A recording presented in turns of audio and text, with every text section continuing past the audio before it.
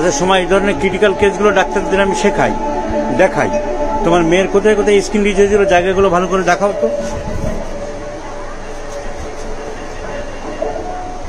এই যে atopic dermatitis বলে এটাকে, অ্যাটোপিক ডার্মাটাইটিস। এই দেখছো বন্ধুরা, এই যে এই সব হয়েছে। আর কোথায় কোথায় আছে? এই এই এই সমস্ত হয়েছে। আর কোথায়? পায়ের দিকে, পায়ের কর্নার।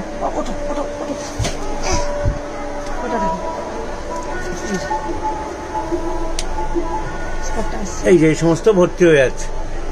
এই করে বাবা, তো এই সমস্ত ভর্তি হয়েছে, ওটা ফোড়া। এই atopic dermatitis back of knee joint. আর সামনে কোথায় দেখলাম? Back of knee joint, front of elbow joint, মানে যেটাকে বলা হয় কিউবিটাল ফসা। তাহলে আমি দেখছি কিউবিটাল ফসা এন্ড পবলিটিয়াল ফসার মধ্যে বেশি আছে। এগুলো তো আগে ছিল, এই সমস্ত ছিল। আচ্ছা এইটার ব্যাপারে এরা ডাক্তার দেখিয়েছে অনেক, এরা অ্যালোপ্যাথি করেছে। এই দেখো একজন কলকাতার নাম করা চাইল্ড স্পেশালিস্ট, এনাকে দেখিয়েছেন। এই ডাক্তারের নামগুলো দেখবে, নামগুলো তো আমি মুখে বলবো না। এই কজনকে দেখিয়েছে দেখো, একজনকে দেখালো, তারপরে আবার আরেকজনকে দেখালো, তারপরে আবার আরেকজনকে দেখালো, এরা আবার আরেকজনকে দেখালো। কিছুতেই ইমপ্রুভ করছে না, একের পর এক ডাক্তার দেখিয়ে চলেছে। এই ডক্টর লাহিড়ি দেখার পরে এই আবার আরেক জায়গায় দেখালো, কলকাতা একটা স্কিনের সেন্টার, হ্যাঁ কলকাতা একটা স্কিন সেন্টার আছে, Rita skin foundation, doctor Subrata মালাকারের, সেখানে দেখালো। তারপর আবার দেখছি ডক্টর হিমাংশু চৌধুরী, মানে গোটা 6 আরও আছে, ও বললো বাড়িতে আরও আছে। তো এই 6-7টা আমি তোমাদের দেখালাম যে এই এত সব চিকিৎসারা করেছে। এখন এরপরে হোমিওপ্যাথি করেছে, আমার সাথে এরা অনেক জানাশোনা ছিল, যোগাযোগের অসুবিধার জন্য এরা এই সমস্ত করেছে। এখন কেস টেকিং আমি যা করলাম সেগুলো হোমিওপ্যাথি ওষুধ দিচ্ছি, দেখো হোমিওপ্যাথিতে কতটা ইমপ্রুভ হয় আমি কেসটা তোমাদের দেখাচ্ছি। আচ্ছা সোমা, ডাক্তারদের আমি শেখাচ্ছি কেসটা, তোমাদের সিমটম কালেকশন করলাম, কি ওষুধ দিলাম, এটা ডাক্তারদের, জুনিয়র ডাক্তারদের শেখাতে চাই। তুমি বলো কতগুলো সিমটম, যে সিমটমের উপরে আমি ওষুধ দিলাম সেগুলো মিলছে কিনা। আচ্ছা এগুলো ড্রাই, বেশি রস বেরোয় না, শুকনো। তাহলে দেখো আমি লিখলাম ইচিং ড্রাই। আচ্ছা ও খেতে ভালোবাসে খুব, কোল্ড ড্রিঙ্কস বলেছো, ঠান্ডা জল বা ঠান্ডা কোল্ড ড্রিঙ্কস, বাজারের আইসক্রিম, কোল্ড ড্রিঙ্কস এগুলো খেতে ভালোবাসে। আর কাঁচা লবণটা খাওয়ার একটা ন্যাক আছে। তাহলে দেখো লিখলাম ডিজিয়ার সল্ট, ডিজিয়ার কোল্ড ড্রিঙ্কস খুব ভালোবাসে, লবণ। ডিম ভালোবাসে, ডিম ভালোবাসে, দুধও ভালোবাসে বলেছ, ডিমও ভালোবাসে, দুধও ভালোবাসে। আচ্ছা পায়খানাটা খুব লার্জ, বলছে পায়খানা রেগুলার হয় কিন্তু বড় মানুষের মতন খুব শক্ত, একটা বড় বর্তমান কলার মতন ওরকম শক্ত মতন হয় আর কি। আচ্ছা জেদ খুব বলেছো, এই জেদ খুব, রাগ খুব বলেছো কিনা? আচ্ছা রেগে গেলে খুব, যখন রেগে যায় জেদ করে তখন বোঝালে কমে না, নিজের জেদ ধরেই থাকে, জেদ ধরেই থাকে, কিছুতেই কমতে চায় না। আর গরম বেশি, হট, গরম বেশি, শীত বেশি না গরম বেশি তোমার মেয়ের? গরম বেশি। চান করতে ভালোবাসে, চান করতে অনেকক্ষণ ধরে ভালোবাসে। আচ্ছা প্রায় সর্দি কাশি লাগে ওর? না, এই লোকটার জন্য সর্দি কাশি খুব একটা লাগে না। তাহলে দেখো মোটামুটি যা সিমটম পেলাম, রাগ বেশি, জেদ বেশি, মেয়েটার মুখ দেখেই তো বোঝা যাচ্ছে প্রচন্ড রাগী।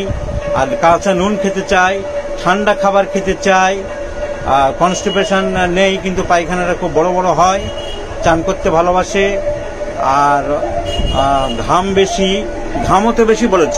তাহলে সব সিমটম মিলিয়ে আমি দেখলাম ন্যাট্রাম মিউর আসছে। আর মেয়েটা দেখো কেমন বদমাইশ, ন্যাট্রাম মিউরের মতো মুখ করে বসে আছে।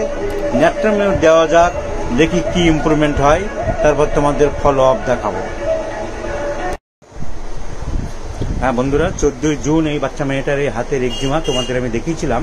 এর মা অনেক অ্যালোপ্যাথি করেছিল, অনেক কিছু করেছিল, কিন্তু সারেনি। স্কুলে যেতে পারত না বাচ্চা, ওর মা কান্নাকাটি করে আমার কাছে এসে পড়েছিল। 1 মাসের ওষুধে ন্যাট্রাম মিউ 0/1 দিয়েছিলাম। এখন বাচ্চা কত ভালো, দেখো হাত কত পরিষ্কার হয়ে গেছে। হোমিওপ্যাথি এই সূক্ষ্ম বড়ি কি ম্যাজিকের মতো কাজ করে, অনেকে বিশ্বাস করে না, এখনো নানা রকম অবিশ্বাসের বাতাবরণ তৈরি করে চলেছে। সেই মূর্খদের আর কিছুই বলার নেই। যাই হোক, আমার আগের ভিডিও আর আজকের ভিডিও দুটো কম্পেয়ার করে তোমরাই দেখো যে কত ভালো আছে। ওর মা এবং ওর দিদিমাও এসছে, ওরা কি বলে শোনো। সোমা, তুমি তো খুব ভেঙে পড়েছিলে, খুব দুশ্চিন্তায় পড়েছিলে, মেয়ে স্কুলে যেতে পারছিল না, ইংলিশ মিডিয়ামের স্কুলে দিদিমণি বলেছিল তুমি চর্মরোগ না সারিয়ে আর আনবে না, কান্নাকাটি করেছিল আমার এখানে এসে। এখন তুমি কি বুঝছো বলো, সব ডাক্তাররা জানুক সাধারণ মানুষও জানুক, দেখুক। আজকে আমি পাঠাতে পারছি স্কুলে।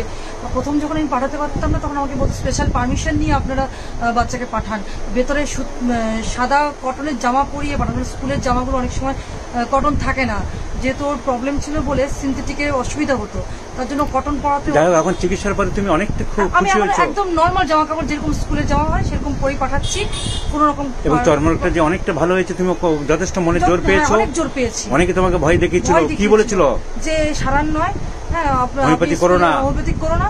তুমি আরো অনেক ডাক্তারের নাম দিয়েছে, সেখানে গিয়ে একবার আমাকে বেলুর যাওয়ার জন্য আমাকে বলেছে। বেলুর যাওয়ার জন্য প্রস্তুতি নিয়েছিল।